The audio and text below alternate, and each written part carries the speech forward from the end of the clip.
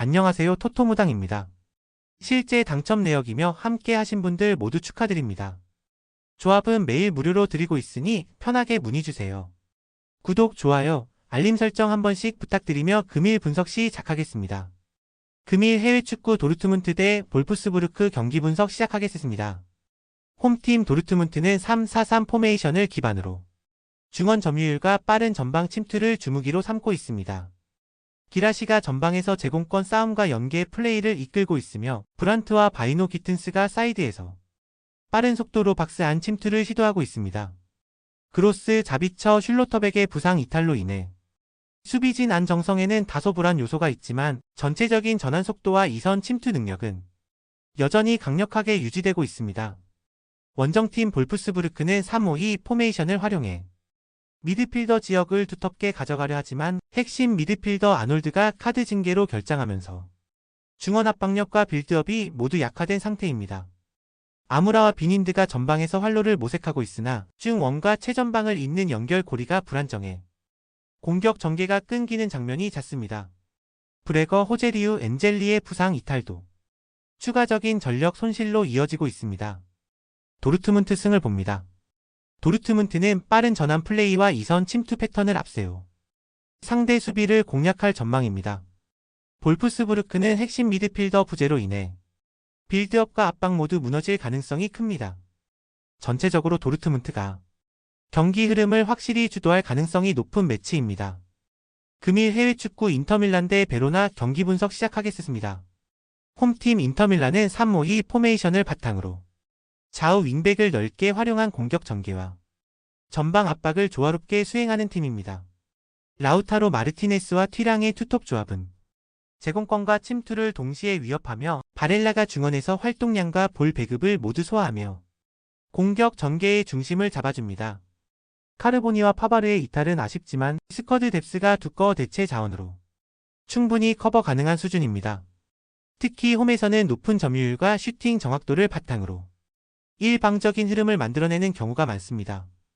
원정팀 베로나는 3-1-4-2 포메이션을 유지하고 있지만 중원가 후 방해 전력 공백이 치명적으로 드러나고 있습니다.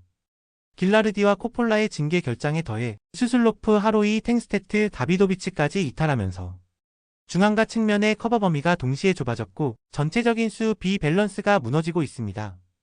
전방 압박이 제대로 이루어지지 않으며 하프스페이스 침투 대응이 느려진 점도 상대에게 결정적인 약점이 되고 있습니다. 최근 원정 경기에서는 유효 슈팅 허용률과 실점률이 모두 상승세이며 실점 이후 반전 흐름을 만들어내지 못하는 단조로운 전개 패턴이 반복되고 있습니다. 인터밀란 승을 봅니다. 인터밀란은 공수 밸런스와 팀 전개 완성도에서 확실한 우위를 점하고 있으며 베로나는 부상과 징계 누적으로 인해 기본적인 압박 전개와 수비 커버도 이루어지지 못하고 있습니다. 전술적 구조 자체에서 큰 차이가 있는 만큼 인터밀란의 안정적인 홈 승리를 점칠 수 있는 경기입니다. 금일 해외축구 바야돌리드 대 바르셀로나 경기 분석 시작하겠습니다. 홈팀 바야돌리드는 4-1-4-1 포메이션을 바탕으로 전방 압박과 두 줄 수비를 조합한 운영을 시도하는 팀입니다. 라타사는 전방에서 연계 플레이에 기여하지만 박스 안의 서의 득점 전환율은 낮은 흐름이 반복되고 있습니다.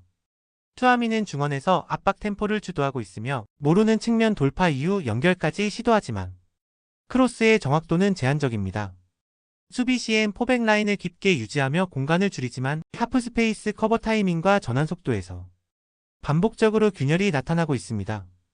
특히 상위권 팀을 상대할 경우 중원과 박스 사이 간격 유지에 어려움을 겪으며 후반으로 갈수록 실점 위험이 커지는 경향이 있습니다. 홈팀 바르셀로나는 점유율과 전개 속도에 기반한 템포 축구를 유지하며 유기적인 이선 침투로 공간을 창출하는 데 능한 팀입니다. 페란 토레스는 세컨드볼 처리와 결정력 모두에서 날카로움을 보이며 하피냐와 야말은 좌우에서 넓은 전개와 컷인 움직임을 반복하며 수비 라인을 흔듭니다. 중원에서 가비와 대 용은 압박 시점을 유도하고 템포를 조율하며 공수 밸런스를 안정적으로 유지하고 있습니다. 레반도프스키의 결장은 아쉽지만 이선 자원들의 연계 완성도가 높아 공격 흐름이 끊기지 않고 유연하게 이어지고 있습니다. 바르셀로나 승을 봅니다. 바야돌리드는 수비 블록은 구축했지만 압박 응답 속도와 커버라인 유연성에서 구조적 한계를 보이고 있으며 바르셀로나는 유기적인 전개 패턴과 템포 유지 능력으로 박스 근처 위협 장면을 꾸준히 만들어낼 수 있습니다. 전술 완성도와 응답 구조 모두에서 바르셀로나가 분명한 우위를 점하고 있습니다. 금일 해외 축구 생테티엔 때 AS 모나코 경기 분석 시작하겠습니다. 홈팀 생테티엔은 4-3-3 포메이션을 바탕으로 하프라인 위에서 전개를 시도하며 측면을 활용한 빠른 템포의 공격을 추구하는 팀입니다. 스타생은 전방에서 수비를 끌어내며 침투 공간을 만드는 데 능하며 다비타 슈빌리는 빠른 드리블과 중거리 슛으로 수비를 위협하는 자원입니다. 카르도나는 세컨드 라인에서 연계와 침투 타이밍을 동시에 가져가는 유형으로 공간을 벌리는 데 적극적으로 관여합니다. 하지만 바튜빈시카, 부아치, 코르누의 부상 공백은 측면 수비력과 세컨드볼 회수에 큰 타격을 주고 있으며 수비 전환 속도가 저하되고 있는 상태입니다. 홈에서는 전방 압박이 강한 편이나 수비 라인과의 간격 조절이 흔들리는 장면이 잦고 하프 스페이스를 이용한 침투에 반복적으로 약점을 드러냅니다. 원정팀 AS 모나코는 4-4-2 포메이션을 기반으로 하프라인 아래에서부터 템포를 끌어올린 뒤 빠르게 박스 안을 공략하는 공격 패턴을 자주 구사하는 팀입니다. 엠볼로는 피지컬과 연계에 능하며 상대 수비를 등지는 움직임을 통해 공간을 만들어주는 능력이 뛰어납니다. 비에레트는 빠른 전개와 크로스 능력이 돋보이며 벤세기르는 박스 근처에서의 결정력과 침투 타이밍 모두에서 높은 완성도를 보입니다.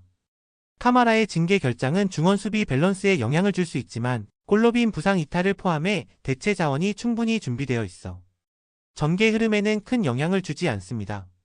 원정 경기에서도 점유율보다 효율적인 박스 침투, 유연한 수비 전환을 통해 실점 최소화에 성공하고 있으며 실전 흐름에서 탄력 있는 경기 운영이 강점입니다. AS 모나코 승을 봅니다. 생테티엔은 홈 경기지만 수비 전환과 간격 유지에서 흔들리는 흐름이 지속되고 있고 주요 자원의 이탈로 인해 응집력도 저하된 상태입니다. AS 모나코는 공격 전개의 다양성과 마무리 패턴에서 안정된 모습을 보이며 원정에서도 강한 효율성을 바탕으로 실점을 억제하는 구조를 유지하고 있습니다. 전술적 상성과 구성의 차이를 감안할 때 AS 모나코가 유리한 흐름을 만들어낼 가능성이 높습니다. 더 많은 경기의 정보와 분석이 궁금하시다면 영상 하단의 댓글을 확인해 주시면 되겠습니다. 높은 적중률을 위한 방법은 양질의 정보입니다. 무턱대고 남들 따라 했다간 손실만 볼 뿐입니다. 최대한 전문가의 도움을 받아서 양질의 정보와 높은 적중률을 경험해보세요. 주저없이 유튜브 여러 전문가의 도움을 받아보시는 걸 추천드리고 당장 수익을 위해 가입비 내고 이용하는 곳에서 절대로 이용하시지 마시고 유튜브 여러 영상을 참고하셔서 베팅하시는 걸 추천드립니다.